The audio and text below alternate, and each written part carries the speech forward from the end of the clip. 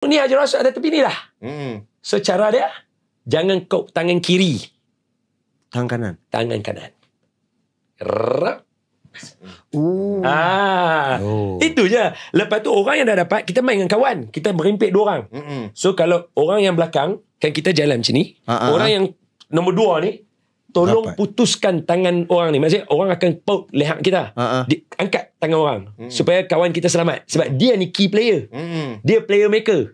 So bila dia dah dapat, kita kan sahabat. Bila dapat minum, terus angkat tangan ni, masukkan dia. Keluar duduk. Tapi memang kena pergi dengan kawan sebenarnya. Betul. Paling selamat pergi dengan kawan. Saya biasa je dengan biasa je sekali kita buat dengan kita biasa buat dengan Indonesia. Saya dengan Indonesia tu berdua. Saya tengok duduk macam tu. Saya kata dia, Mas, Hajar Aswad? Iya, saya mau Hajar Aswad. Kita berdua, tag team. Okey? Waduh. Itu je masuk ke Multazam tu. Masuk kat situ kami pergi Multazam, lekat dulu, Tuhan tolong. Tapi jangan lupa doa. Tuhan tolong kami, bantu kami. Kami 2. Alright. Zap. Pop. Kawan tu dah tersilang macam tu. Saya orang kedua. Kita tolak tangan orang, angkat, bagi kawan aku lepas. Dia tersengkit lah aku tu. Dia lepas. Zap. Dia cium. Silau Ustaz. Rak. Keluar. Duduk. Sama.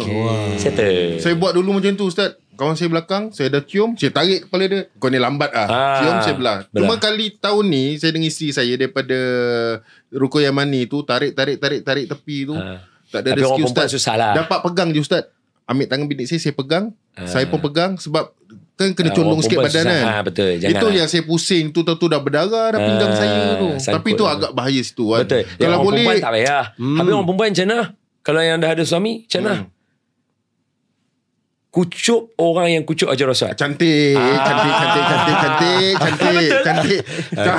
Ustaz. Tapi betul Ustaz. Betul. Astagfirullah. Kita kuncup kat situ.